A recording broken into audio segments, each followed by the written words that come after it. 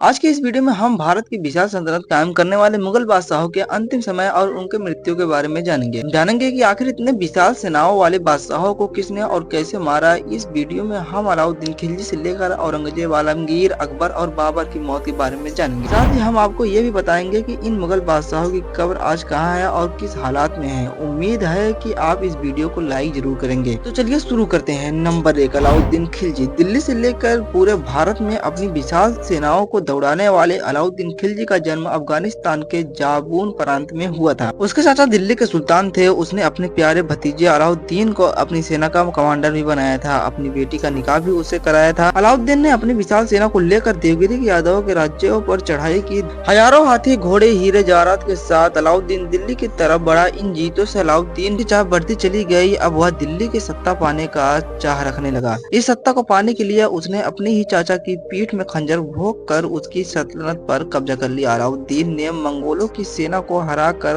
8000 मंगोलों की गर्दनें काटकर उन गर्दनों से अपने किले का निर्माण करवाया था। सन 1316 ईस्वी को 48 साल की उम्र में अलाउद्दीन की मृत्यु हो गई। आज अलाउद्दीन की कब्र दिल्ली के मेहरौली में स्थित है, जहां उसका मकबरा भी बनवाया गया। नंबर 2, औरंगजेब आलमगीर। औरंगजेब का जन्म 4 नवंबर सन 1618 को गुजरात के एक इलाके में हुआ था। वो मुगल सल्तनत के 5वां शासक था। हिंदुस्तान के इतिहास में कहा जाता है कि औरंगजेब से ज्यादा क्रूर बादशाह कोई था ही नहीं। उसने अपने विद्रोहियों को तड़पा तड़पा कर मारा। दरअसल साल 1683 ईस्वी में औरंगजेब उत्तर भारत के विद्रोह को शांत करने के बाद सत्ता विस्तार की उद्देश्य से अपनी विशाल सेना को लेकर वह दक्षिण की तरफ बढ़ा और इसी बीच 13 मार्च सन 1707 ईस्वी को 88 साल की उम्र में महाराष्ट्र के अहमदनगर में औरंगजेब की मौत हो गई और उसे महाराष्ट्र के दौलताबाद के फकीर बुरहानुद्दीन के मजार के पास ही दफना दिया गया।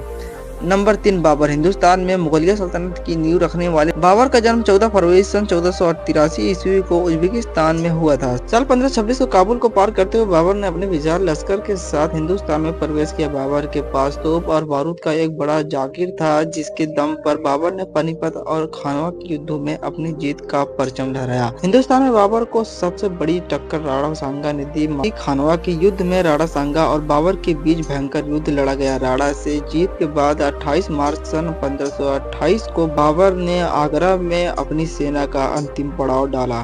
26 नवंबर सन 1530 को आगरा में बाबर की मौत हो गई। बाबर की इच्छा थी कि उसे काबुल में दफनाया जाए, इस कारण उसके शरीर को काबुल में दफना दिया गया। नंबर 4, अकबर। साल 1605 ईस्वी में अकबर की मौत हो गई। उसे आगरा के निकट सिकंदरा में दफनाया गया।